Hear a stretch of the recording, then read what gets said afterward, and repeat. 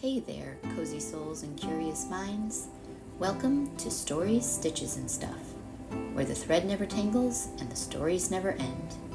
Today, I'm Henna dyeing my hair while I read you The Magic of Music, a Harry and Hermione fanfiction.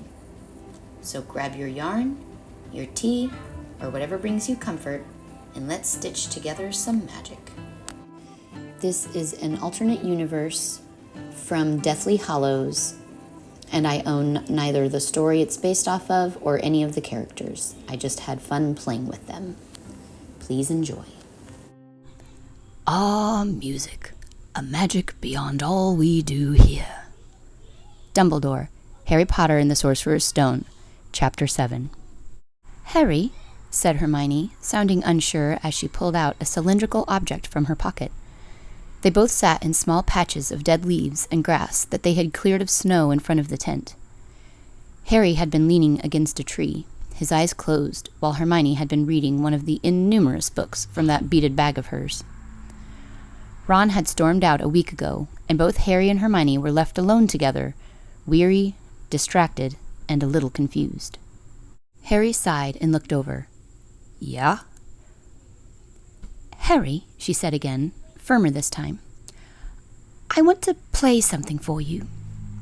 He looked closer at what she had in her hands. It looked familiar. Excuse me? I know we both feel spread too thin right now since Ron left. Just the two of us being together has felt a little awkward, and if I've read the signs correctly, then I think I know why, she said quickly, with a little blush climbing up her cheeks. Hermione, Harry said with a tired half-smile, if there's one thing I know about you, it's that you can read. Really, really well. Her blush increased, and with that she raised the roughly hewn flute to her lips, closed her eyes, and began to play. Harry closed his eyes as the notes made themselves known, and images flew into Harry's mind's eye. The first time he met Hermione on the Hogwarts Express, her floating a large white feather in charms, a troll nearly squashing her with its club. Anger flared in his heart, then pride as he saw himself jumping onto the huge creature to save her. Next, he saw her face clearly as she began playing the same flute she played now as he jumped down a seemingly bottomless pit, a sleeping Fluffy just a few feet away. My flute from Hagrid, he thought, before the images began coming faster. Hermione lying in the hospital wing, petrified, hugging her when she was revived. The feel of her arms around his waist as they rode Buckbeak up to the tower to save Sirius. Hermione in her ball gown dancing with Crumb and the jealousy he felt despite telling himself that he liked Cho. Then came Hermione bravely fighting with him in the Department of Mysteries, a flash of purple light, and the surprised look on her face as she fell.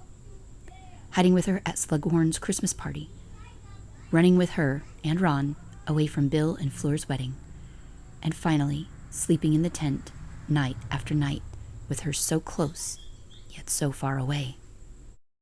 Then the music took on a more haunting sound that made his heart swell with an emotion he had only glimpsed throughout his entire life as it brought an image of Hermione laying awake in her bunk, watching Harry sleep. The image lingered, even as the tune ended on a long, low, wavering note. A silence so profound filled Harry's ears as he finally opened his eyes and looked over at Hermione. She was nervously clutching the flute. Here, she said finally, handing it to him. Sorry it took so long to give it back. After you handed it to me to play back in our first year, I kept it with me. In all of the chaos of that night, I forgot to give it back to you, and it ended up in the bottom of my trunk. That summer I found it. It was like finding buried treasure. I wrote to you telling you I still had it and would give it back to you in our second year, but you never wrote back. I know it was Dobby's doing, but I just couldn't let it go after that. Then I remembered what Dumbledore said at the welcoming feast about how music is magic beyond what we do, and I wondered if that had any real magical merit. So when we were back at Hogwarts, I began my search.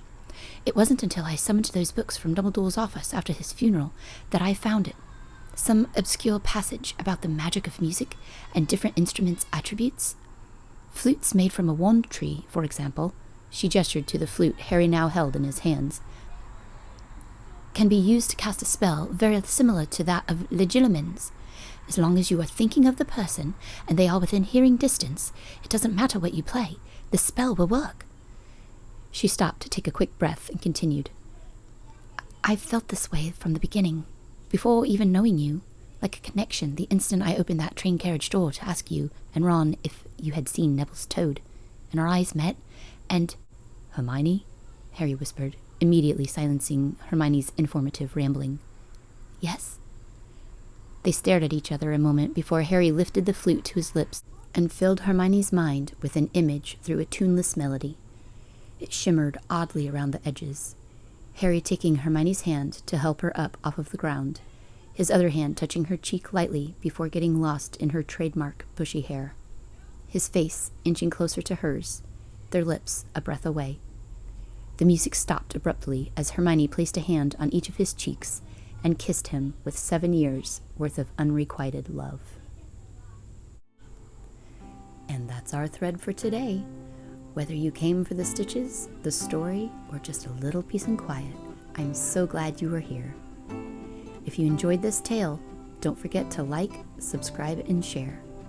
Until next time, keep creating, keep imagining, and as always, stay cozy, my friends.